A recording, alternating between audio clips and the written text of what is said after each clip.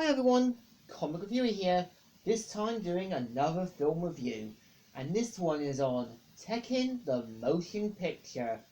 Now, as you know, Tekken the Motion Picture is an anime adaptation of the popular fighting game Tekken that was originally an arcade game back in December 1994 and eventually getting a PlayStation release in 1995.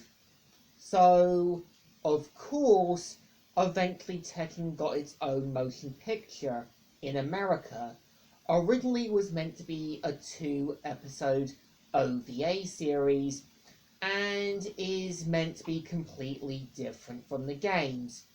Now, the premise of the film is, or OVA series, is meant to be about Jun Kazuma, who her, as well as Lei Wulon, end up entering the Tekken tournament, as well as trying to uncover what Hidachi's plans are.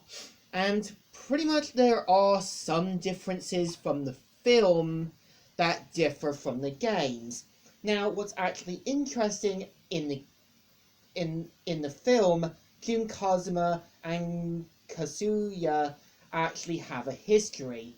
Well, in the second game, it was kind of thrown in that they just kind of had to throw in Jun to have this kind of thing for Kazuya, resulting in their child. This one, you can kind of tell that Jun wants to believe that Kazuya can see the light again, and wants to believe that Kazuya could be helped. And what's actually interesting in the film as well is that Bruce, Ivan, Nina, and Ara Williams are meant to be bodyguards for Lee Chaolon instead of Kazuya. And of course, there are some differences, alterations from mostly the film to the games. Like Lee in the games, who's meant to be alive, the same with Anna, but in the film, they are meant to be killed off. And there are some characters that do have minor appearances, like Paul Phoenix, King, Armakin, Kuma, and so on.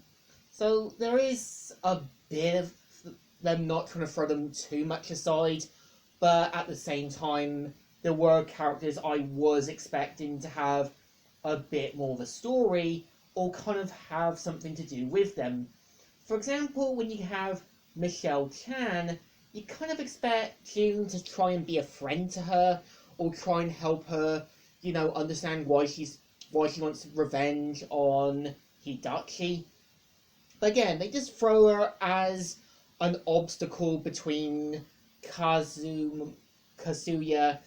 and also Jun. Personally, I felt they could have had Jun connecting with Michelle, and her sort of learning that about her losing her village, as well as the wildlife there. And this really could have given Jun more of a motivation and understanding that she doesn't want to see Michelle fall into the same line of vengeance like Kazuya. But again, they just throw her in to be that kind of obstacle. And I would say, at the same time, they actually do build up a sequel that isn't going to happen, because in the end of the film, Jun senses something is wrong, which is implied to be Ogier, which kind of hints they were planning to do a sequel, and that was what they were probably hinting at, which was obviously not going to come. And I feel with 60 Minutes as a motion picture film combining the OVA series of 2 episodes, you can kind of tell they try to throw a lot of things in. And by the end of it, it just feels quite quick, and you kind of feel there were moments that you could have had more time with it.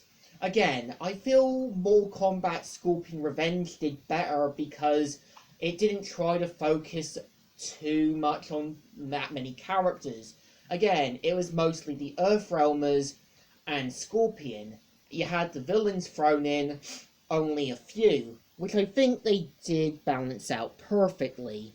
So, in my opinion, Tekken the Motion Picture feels like a bit of a mess, but I think at the same time, I think they knew what they wanted to give, but it just feels a bit wasted. So in general, thumbs in the middle. It's not great, not good, just wasted.